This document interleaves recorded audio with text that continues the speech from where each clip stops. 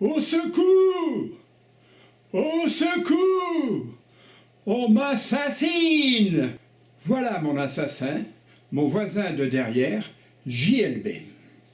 Il habite là-haut, à Fada, quartier hyper calme que nous avons choisi à 82 ans pour y finir nos jours, loin du stress néfaste pour nos santé devenues fragiles. C'est lui, fléché à ma table le 11 novembre 2011, invité à notre apéritif dînatoire pour fêter notre retour à Brive et nouer de bonnes relations de voisinage. Et voici son château dominant. Il s'y prend pour un seigneur du Moyen-Âge qui dicte sa loi aux vassaux que je suis. Comment fait-il pour m'assassiner? Eh bien, il raquette nos épargnes, fruit du travail de toute une vie de labeur, afin de nous permettre de subvenir à nos besoins en toute indépendance. En fait, il n'est pas seul. C'est du racket en bande organisée, dont son propre avocat et dans laquelle la justice se couvre de ridicule, ce que je vais démontrer. À bientôt 92 ans, je n'avais pas l'intention de médiatiser, mais les deux émissions ci-contre m'incitent à le faire. Celle d'envoyé spécial en particulier. Querelle de voisinage? Connais pas. De 1952 à 2011, soit 59 ans, 6 lieux de résidence sans l'ombre d'un problème. Mais depuis 2011, c'est l'enfer, avec ce maudit voisin JLB, méchant con et cupide. Pour les gens de ma génération, un avocat est un homme droit qui s'attache à la défense de son client avant de parler honoraire. La loi de Simon est une fiction comme d'autres, inspirée de faits réels. Comme ça a changé.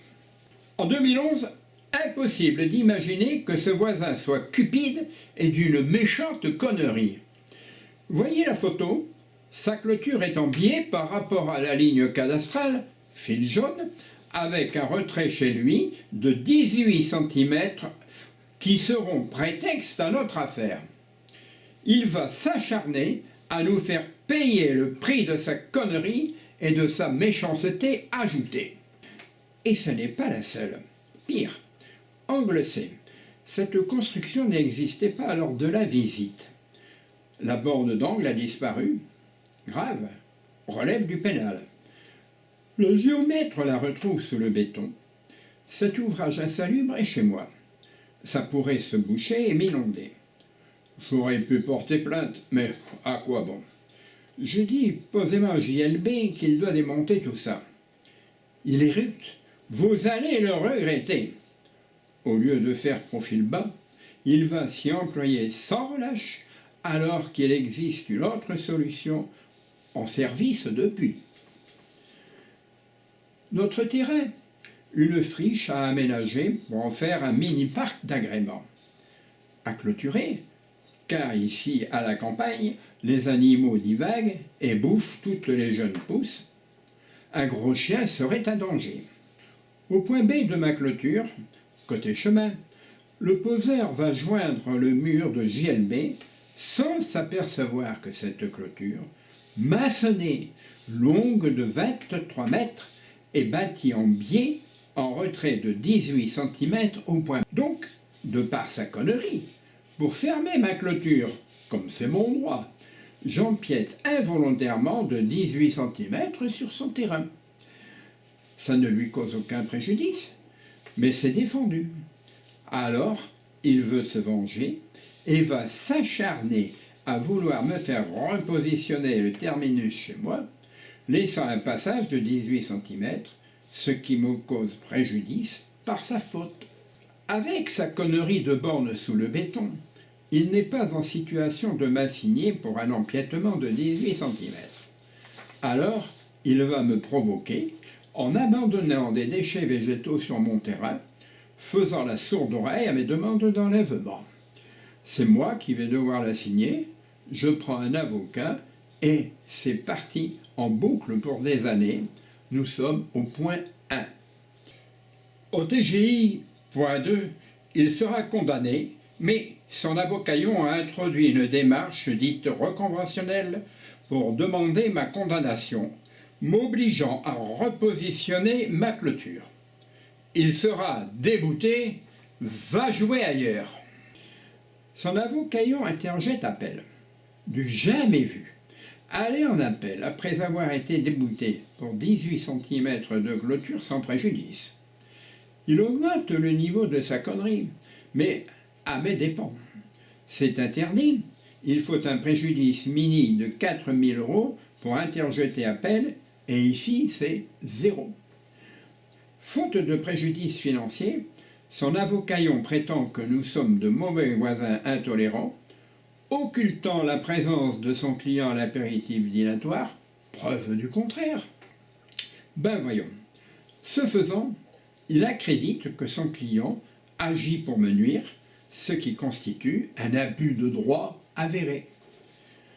2 motifs de rejet, absence de préjudice et volonté de nuire. Eh bien, ça passe. Mon avocat a laissé aller.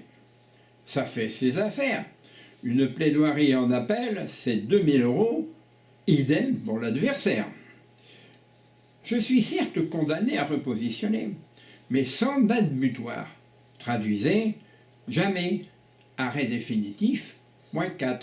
Il veut ajouter cette date butoir. Cassation?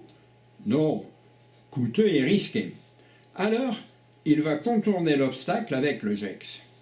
Mon avocat me le cache, il ment, me trahit, et nous voilà au point 6. Arrivée du GEX, sans avocat, sonné. Juge du droit de me défendre par lettre recommandée au juge, manifestement non lu. Comme montré sur cette boucle simplifiée, le GEX vient du TGI. Il peut modifier un jugement du TGI, mais pas un arrêt en appel, donc outrepasse doublement son pouvoir, car il n'y a pas nécessité. Il ajoute illégalement pénalité de retard, astreinte journalière exorbitante de 150 €. Voilà le racket. 4 500 € par mois pour 18 cm de clôture qui n'occasionne aucun préjudice. C'est quoi ça? Un juge ou un bourreau? Ça complète l'arrêt en appel qui est ainsi contourné. Alors, à quoi ça sert d'aller en appel si un petit juge peut tout changer? Ce juge se fout de la gueule du monde et ridiculise la justice.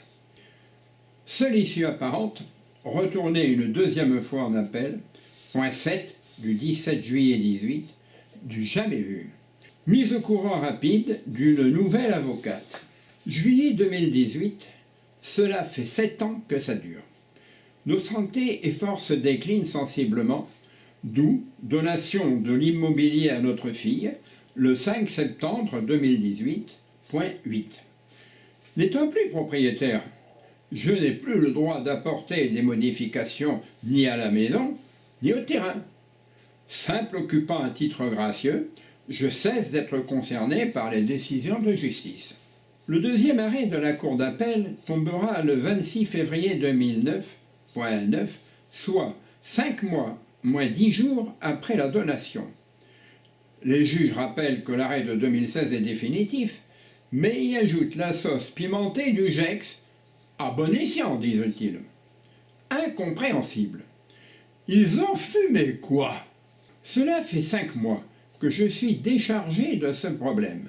Mais pour eux, les astreintes à 150 € la journée courent toujours.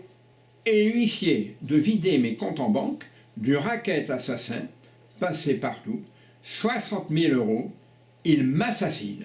La justice se fout de la gueule du justiciable. Un scandale mortel. Mortel, car notre épargne est destinée à assurer la pérennité de nos vieux jours, en EHPAD si nécessaire, et en étant à charge de personne. C'est pourquoi je crie à l'assassin. Nombreux sont ceux qui croient être à l'abri d'une querelle de voisinage, comme j'ai cru pendant 60 ans, vivant nombre d'années heureuses, partagées avec une épouse formidable. À bientôt 92 ans, Je l'ai récemment perdu. Fin des jours heureux.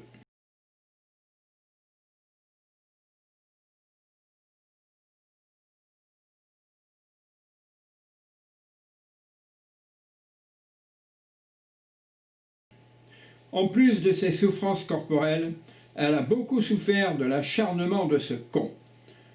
Les voisins, ça change. Alors, restez vigilants et faites connaître ce film autour de vous. Ensemble, nous pourrons peut-être faire bouger les choses. Merci.